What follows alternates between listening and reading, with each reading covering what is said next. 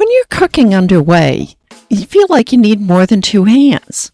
One for your bowl, one for your ingredients, and one to hold on.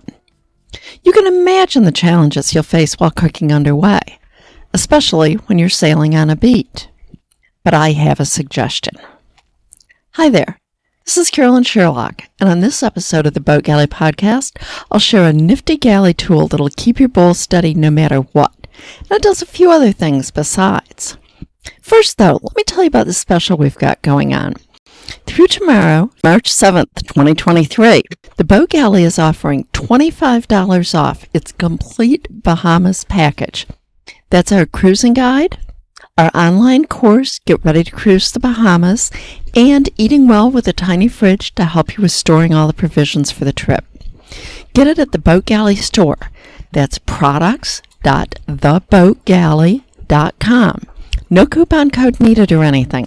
So if you're listening after March 7th, check us out at that same website for our current special.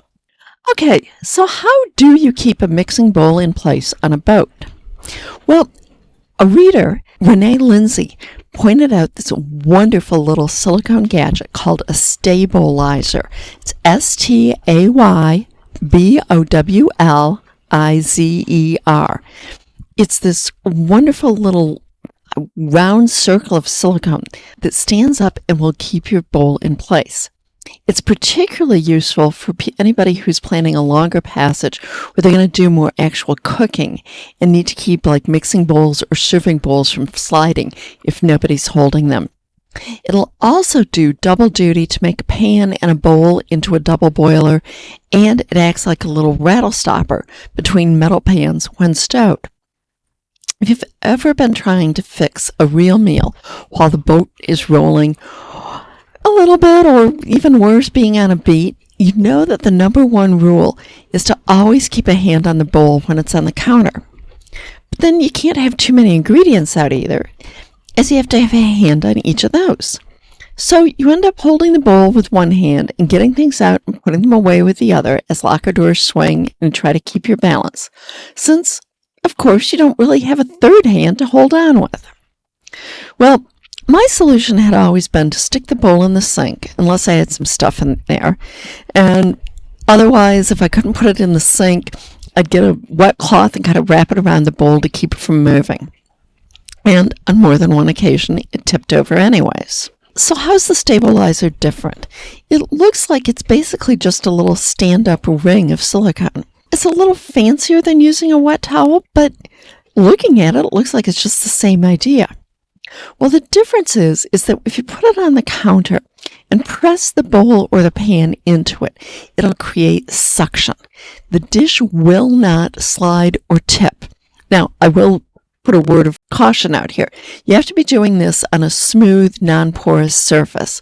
You can't do it on like a wooden board or do it on, say, non-skid surface in the cockpit. It has to be non-porous and smooth.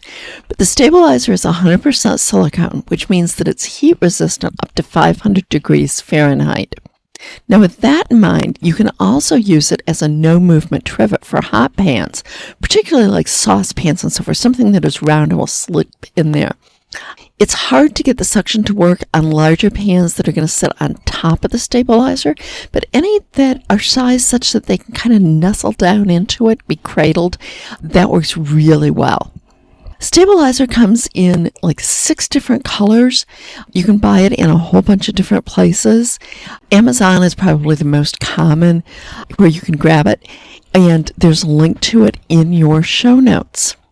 Anyways, that's it for this week's episode of the Boat Galley Podcast. I hope you found this helpful for keeping your bowls in place while you're trying to bake. And please be sure to sign up, subscribe to the Boat Galley Podcast, and tell any of your friends about us. Thanks.